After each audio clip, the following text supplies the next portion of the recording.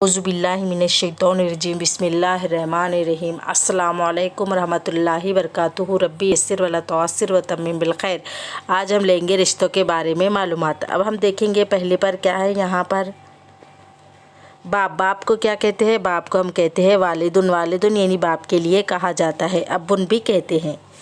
अब हम देखेंगे दूसरे पर क्या है यहाँ पर दादा को क्या कहते हैं। दादा को हम जद्दुन कहते हैं। जद्दुन यानी दादा के लिए कहा गया है।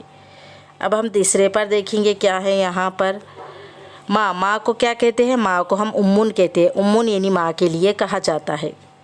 अब हम देखेंगे इसके बाद क्या है यहाँ पर दादी को क्या कहते हैं। दादी को हम कहते हैं जद्दतुन। जद्दतुन यानी दादी के लिए कहा गया है। अब हम देखेंगे इसके बाद क्या है भाई को हम क्या कहते हैं। भाई को हम उख़्ख़ुन कहते हैं। उख़्ख़ुन यानी भाई के लिए कहा गया है। अब हम देखेंगे इसके बाद बहन को क्या कहते हैं। बहन को हम उख़्तुन कहते हैं। उख़्तुन यानी बहन के लिए कहा गया है।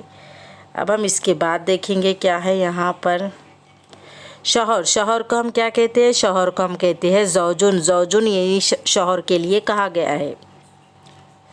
अब हम देखेंगे इसके बाद क्या है यहाँ पर बीवी को क्या कहते हैं। बीवी को हम ज़ौजतुन कहते हैं। ज़ौजतुन यानी बीवी के लिए कहा गया है।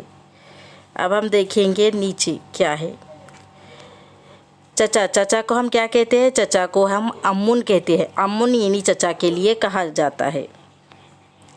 अब हम देखेंगे नीचे क्या है यहाँ पर फूफी के लिए क्या कहा गया है। फूफी के लिए कहा गया है अम्मतुन। अम्मतुन यानी फूफी के लिए कहा गया है। अब हम देखेंगे नीचे क्या है बेटे के लिए क्या कहते हैं। इब्नुन। इब्नुन यानी बेटे के लिए कहा गया है।